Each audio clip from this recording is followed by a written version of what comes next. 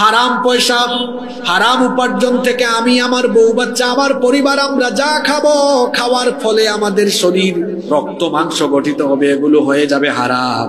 যারা হারাম খায়, এই হারামখোরের কোনো নামাজ রোজা ইবাদত বন্দেগী আল্লাহর দরবারে কবুল হয়। ইবাদত কবুলের 1 নাম্বার শর্ত হলো হালাল খাওয়া।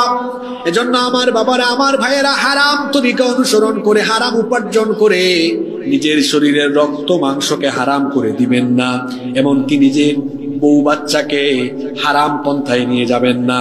আপনার নামাজ, আপনার রোজা, হজ, উমরা, সমস্ত ইবাদত, দান, সদকা সবকিছু বাতিল হয়ে যাবে। কোনো কিছুই আল্লাহর দরবারে কবুল হবে না যদি আপনি হারাম খেতে থাকেন। বুখারী এবং মুসলিম শরীফের হাদিস, আল্লাহর নবী বলেছেন, ইন্নাল্লাহা তাইয়্যিব, নিশ্চয়ই আল্লাহ পবিত্র, লা ইয়াকবালু ইল্লা তাইয়্যিবা, পবিত্র ছাড়া কোনো জিনিস তিনি গ্রহণ করেন না।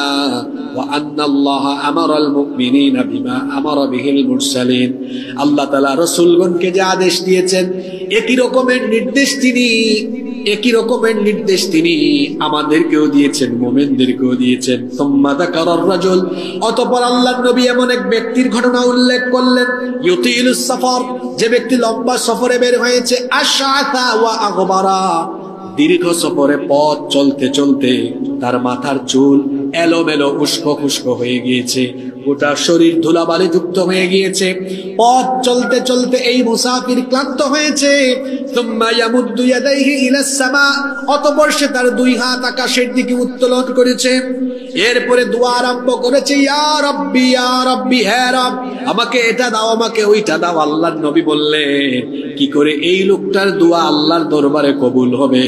মাতামুহু হারাম ওয়া মালবাসুহু হারাম ওয়া মাশরাবুহু হারাম, এই লোকটার গায়ের কাপড় চোপড় হারাম টাকায় কেনা, এই লোকটার খাবার আর পানীয়, সে যেটা খায় এবং পান করে সেটাও হারাম টাকায় কেনা।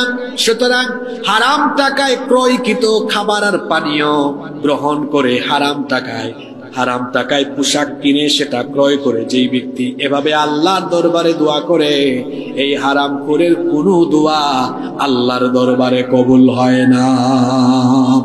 দোয়া কবুলের, ইবাদত কবুলের শর্ত হলো কি খাওয়া? জোরে বলেন তো, কি খাওয়া? হালাল খাওয়া। হারামে কোনো বরকত